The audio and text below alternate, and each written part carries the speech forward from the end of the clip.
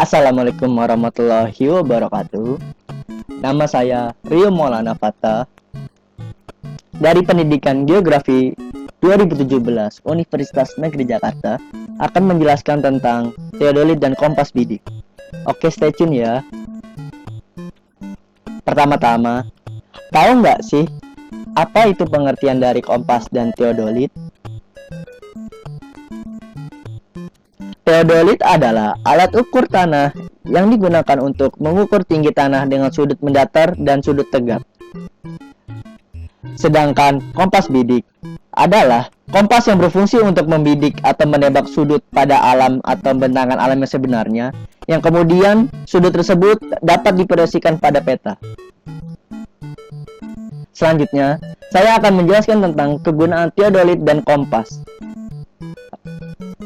Kegunaan teodolit yang pertama adalah mengukur sudut ketinggian pada suatu tempat. Yang kedua, menentukan sudut yang berupa bidang datar. Yang ketiga, mengukur jalan, bangunan, dan berbagai macam pondasi yang memiliki ruang datar. Yang terakhir, sebagai pengukuran untuk penentuan pada suatu lokasi. Yang selanjutnya, kegunaan kompas. Yang pertama, untuk mengukur besar sudut kompas. Yang kedua, mengukur besar sudut peta. Yang ketiga, menentukan letak orientasi.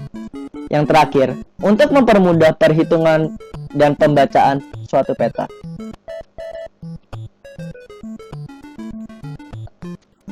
Selanjutnya saya akan menjelaskan tentang komponen-komponen teodolit.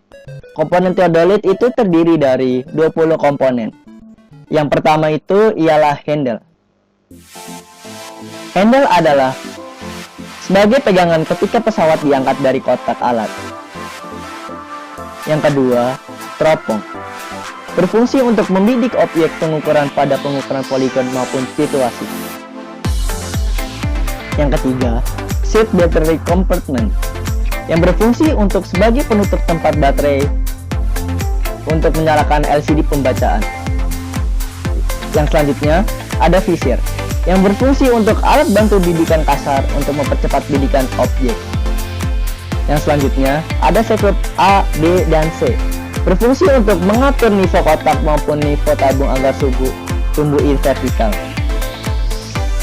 Yang selanjutnya, ada sekrup penggerak halus horizontal yang berfungsi menempatkan bacaan benang pada objek secara halus. Yang selanjutnya, ada lensa okuler untuk mengamati objek bidik dan mengamati bacaan benang pada rambu ukur. Yang selanjutnya, ada tombol pengaturan. Tombol pengaturan adalah sebagai mengatur pengopsian pesawat. Yang selanjutnya, ada base plate yang sebagai dudukan pesawat pada stratis.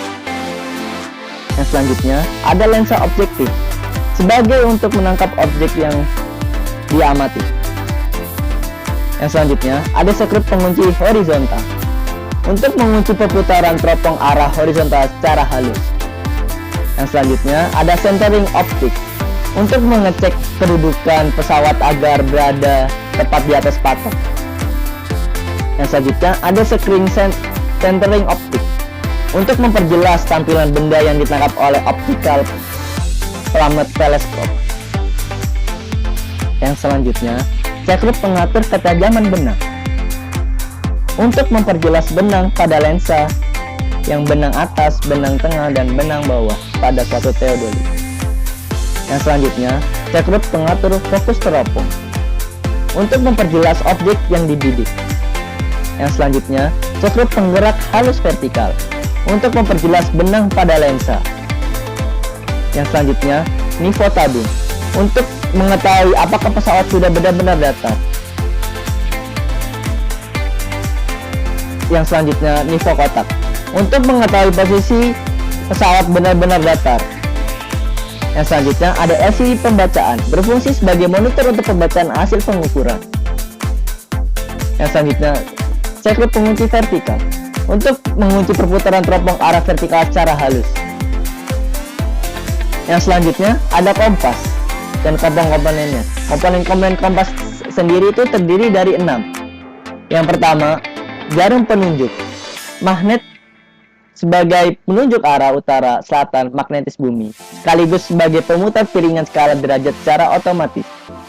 Yang selanjutnya, garis sasaran bidik.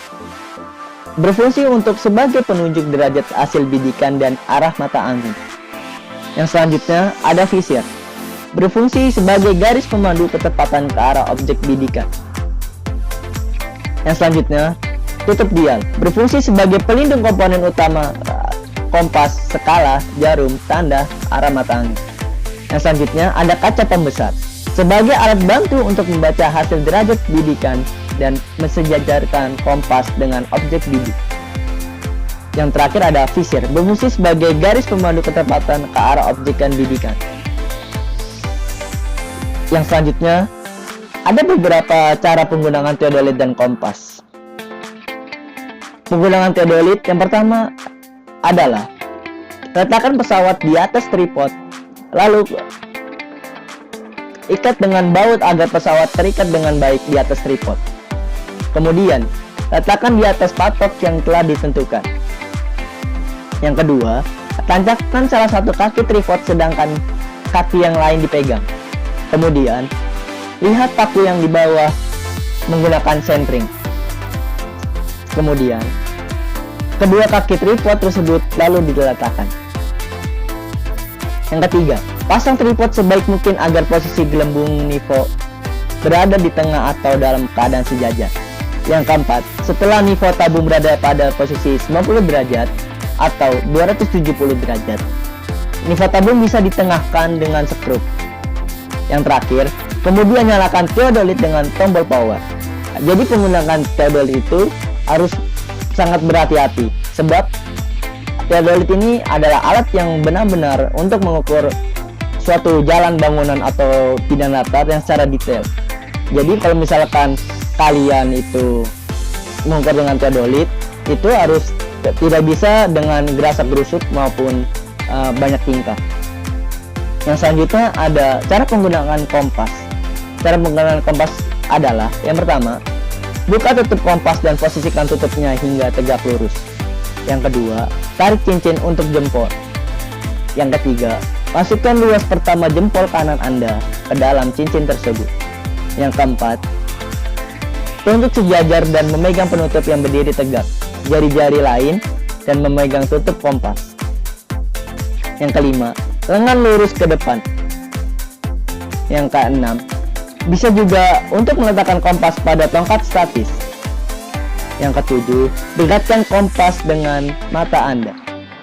Yang kedelapan, untuk mencari tanda atau titik yang dijadikan patokan dalam membidik, pilihlah benda yang jauh jelas terlihat dan tidak terhalang. Hasil bidikan angkanya bisa dilihat pada kompas. Yang kesembilan, kemudian bergerak menuju titik yang telah dibidik oleh kompas tadi. Yang terakhir, setelah sampai di titik yang 7, kemudian bidik titik berikutnya. Demikian seterusnya secara berulang. Oke, terima kasih untuk penjelasan dari saya. Kurang yang lebihnya mohon maaf. Wassalamualaikum warahmatullahi wabarakatuh. Jangan lupa untuk like and subscribe channel ini.